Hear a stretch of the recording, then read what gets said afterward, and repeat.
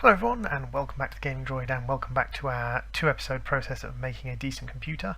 I just thought I would show you this, so this is going to be a bit more of a cut episode, but this is the inscriber press automated. So you can see we have a chest at the bottom, a chest at the top, both piping in, top and bottom, a hopper at the side that's piping in, and a hopper on the and a chest on the other side piping out. So what this does, this pipes in silicon and pipes out the result. Now when I want to change this over and make circuitry, if I take the resultant silicon and circuits and I take some redstone, just a small amount to start to show you the process. The redstone has to go in the center, the gold circuit goes in the top, the silicon circuit goes in the bottom, and boom, it automatically starts making me logic circuits. So this is an automated system, so that I can actually make stacks of circuits while I'm busy doing other things. So while I'm busy doing other bits and pieces, this thing will just tick along happily, making me circuits and circuit units. It's basically set up for production runs, and it will make as many as it can until it runs out of materials. The power comes from the ME controller, which is powered through a cable into the back. You could put the ME controller back here and use less cable. So there you go, that is an automatic inscriber press, done with item ducts, servos, chests, a hopper, and the inscriber press and ME controller. So I will cut here and we will go and carry on with making a computer. Okay, so the next kind of automation thing has been created, creating automated charged quartz. Again, just item ducts, chests, servos, and power into the charger. This is just a nice, easy automated system that's creating me automated circuit boards and automated charged quartz. I've only done about a stack of Certus quartz to charge because I don't actually need that much charged quartz, but it's a nice little start off. What I'm going to do next is upgrade my ME terminal into a crafting terminal. So we need a crafting table, and we need a calculation press, which is a calculation circuit, which is pure Certus quartz and a calculation circuit in the press. So, calculation press circuit. So we're going to strip this out, pop him in, and we have some pure Certus, that's pure nether, that's charged, Certus quartz. These are my pure Certus quartz seeds, and they haven't actually finished growing. So what I'll do is I will grow those and I will create myself some calculation circuits. In the meantime, I will switch this back over to doing silicon, because I never actually finished growing these. So, crystal charger. And I'll need some water. See you in a bit, guys. Okay, so now we are moving on to our next section for using our automated inscriber. So we whack in 64 redstone, or basically just a big amount of redstone. We are then going to put in engineering circuits, calculation circuits, calculation circuits first, printed logic circuits, and then a buttload of silicon circuits. And what will happen is, actually it's quite good because it will show you, because this is going to switch over. It's going to create an engineering circuit, and then it's going to pull the next thing out, which is a calculation circuit.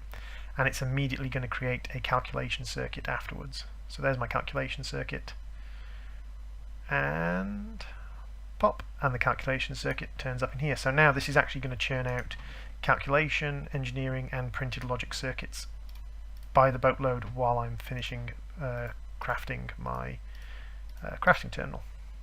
And I need a basic workbench because, of course, it doesn't want to use any of the fancy wood workbenches. There we go. And what a crafting terminal does, if we stick it on the cable, just like an interface terminal, it has the interface here, the search options, the sorted and crafting options, and the style options. But it also has a crafting table, and we can actually craft things directly out of our computer system. So now we have a crafting terminal up, we need a drive bay. So a drive bay is iron, engineering processors, and cable. So we've got 2 engineering processors here, beautifully timed. We need a couple of cable, 1, 2, and then we need some iron.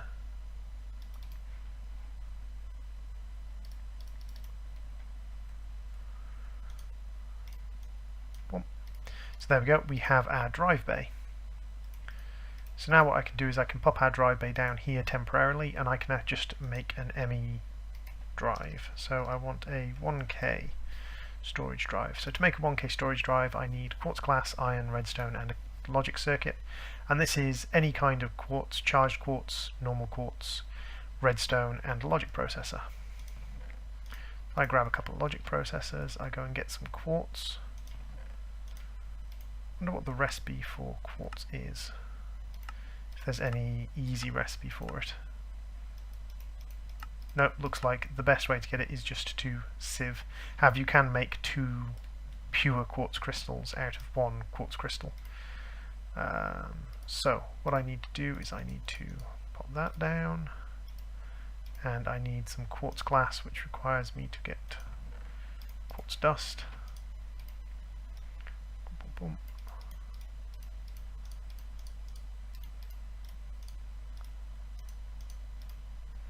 And glass. Just going to make a batch of it now.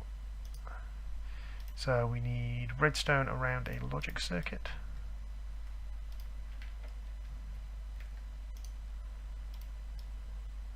And we're going to need a lot of these, so I'm just going to make 3 for now. And then we put redstone, glass, and iron. Let's grab some extra iron. So iron, logic circuit, glass, and redstone. And this makes us our ME drives, which we pop into here. You can see they're green on here, which means that they've got spare storage space. And now what we can start doing is we can start just dropping things in to, that's the search bar. I could take stone, cobblestone, endstone. I could take some of this quartz, gold ingots, sulfur, gold nuggets. I can take this stuff and I can just start dropping it in here. Now the limitation is the storage drives. And what will happen if I go over and have a look at the storage drives is you'll see that this now contains 181 of 1024 bytes and 14 kinds of item. So you can see that these do have limitations on how big they can get. But I need to change the search mode to NEI synchronized. So if I have a look at the uses of these, and the use of this, and the use of this, and the use of this, see I can go up to a 64K. It still only takes 63 types, and this is one of the big limitations of the AE system, is all the drives are limited to 63 types. The smallest drive you can build is limited to 1024 items, but still only 63 types. So if I started to drop things like chisels, battle signs, pan of misfortune, flint mattock, writable pick, all these items in here, these items don't stack. So you'll see that like the flint mattock, the writable pick, the obsidian, the pan of misfortune, these things don't stack. They don't layer on top of each other. And because of that, this now contains 22 items. So if I start doing that, then I'm going to end up with no space left in my computer, because I'm going to have all of my small items, my 1-stack items, locked in the computer. What we can do to fix that is we can create a storage bus, which is a ME storage bus, and that's made using an ME interface, a sticky piston, and a piston, which is iron, glass, and one of these, which we can actually create now. So we've got one of each of these,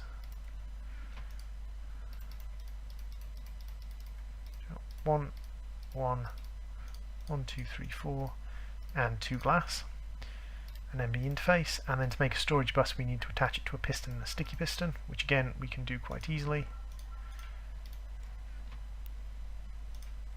So piston, sticky piston, ME interface, and this creates a storage bus. And what a storage bus does is a storage bus allows you to link storage devices into your ME system. So if I was, for instance, to get some ME cable and link the ME cable to here and then pop the storage bus down on top of this and cable it up, you'll see that I now have charged Certis quartz in my system. The charged Certis quartz is in this chest. So I can now have chests linked into the system, and what I can do is I can set the partitions, so configure it so that it's only going to store this, so basically set a filter. I can also set the priority, so I can make it so that this is the most important chest, so anything I put in the system will go in the chest first, etc. So you might think, how is that going to stop us from having an issue with things clogging up the system? Because if I set it to a high priority, then everything I put in here is going to go in the chest, and the chest is going to be full in no time at all. Well, that's where this comes into play. The advanced filing cabinet, made from magical wooden filing cabinets. These things only take items that stack in stacks of 1. And because these only take items that stack in stacks of 1, items with unique identifiers, this means that making one of these and attaching it to a system bus and setting it to high priority, I can bleed out all the single stack items. So I can bleed out all the fish, the seeds, the tinker's tools, all the things that, all the special bees, all the things that have single stack capabilities like bee princesses, and they get stored in this thing, which can store, I think, 270 single stack items. So for making that, I need enchanted books, which I can make apparently using reading glasses. Apparently I can make enchanted what? I can make enchanted books using what? Okay, so apparently I can make enchanted books using reading glasses. The other thing I can do is I can just throw some books into my enchanting table, 1, 2, 3, 4, and just give them some cheap enchants. Now, to give them the cheapest possible enchants, the first thing I need to do is get rid of this and this. So now I should be able to enchant books for a single level apiece. 1, 1, 1. You can also enchant books through an auto-enchanter using mob essence. Oop, used 2 there. Which is another way of doing this. And then we put those around a bookshelf to create magical wood. So we need to do this several times. So this is what I'm going to do next. Is I've got a drive bay, I've got a computer, I've got a storage bus. I'm now going to make myself some more drives and make myself a filing cabinet to store all of my individual items. So what I'll do is once I've done that, which is just putting together iron and chests and then making magical wood and putting that down, I'll be back. So see you in a bit. Hello everyone and welcome back. So you may notice that some things have changed slightly. So my smeltery has moved over here and shrunk down because the only thing this is going to be used for now is for making certain of the tools and certain of the alloys which are easy to make in the smelter. So I shrunk it down to 2x2. It's still a functional smelter, it's still got access to lava from here. And this one only needs to be receiving fluids.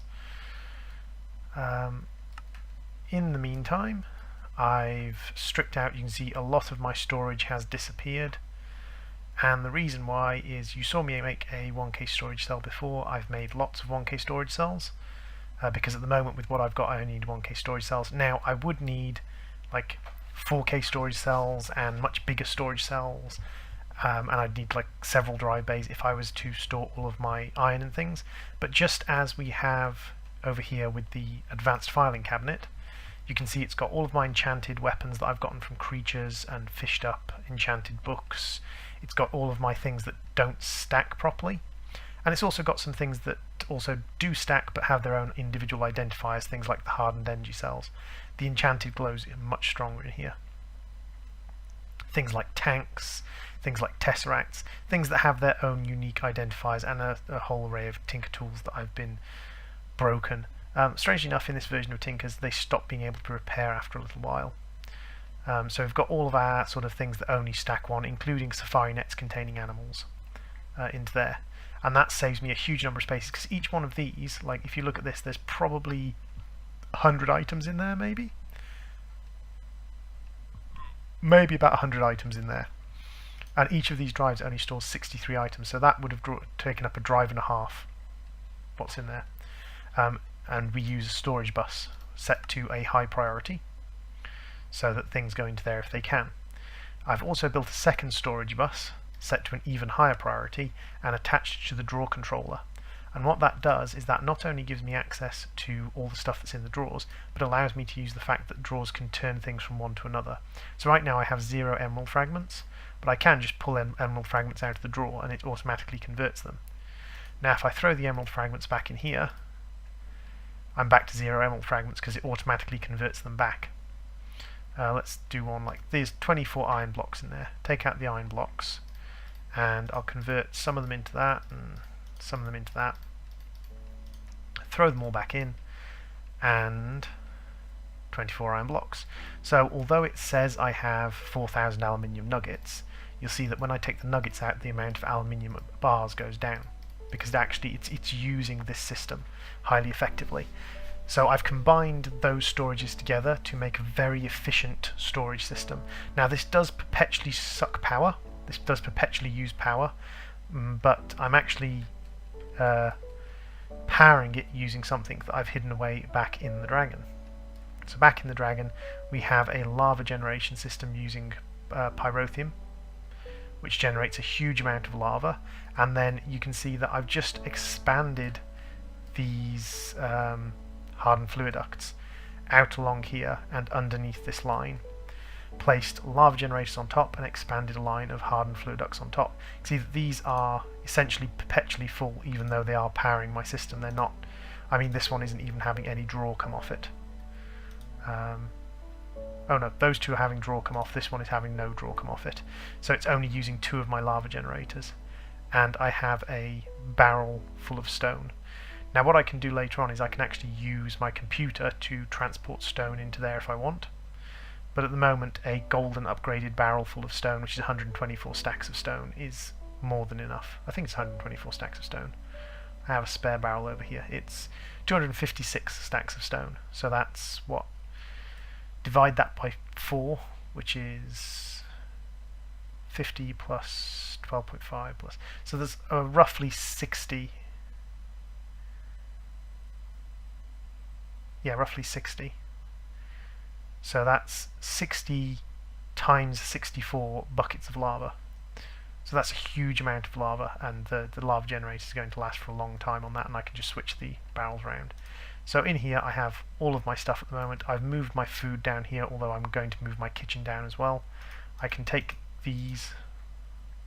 Second. Pop that there, put those up there, and take this down. Oh, that's just a flint hatchet, that's good. And I can pop all of these away in here, and you'll see when I pop these in here that some of them turn up, especially the flint hatchet. There's the flint hatchet has turned up in my advanced storage container. So the next thing I need to do is strip this down and set up my machinery along here. I'll be running ME cable along the side of the boat, and that will give me access to my ME system in different locations. So, thank you for watching. I will see you all in the next video. Bye!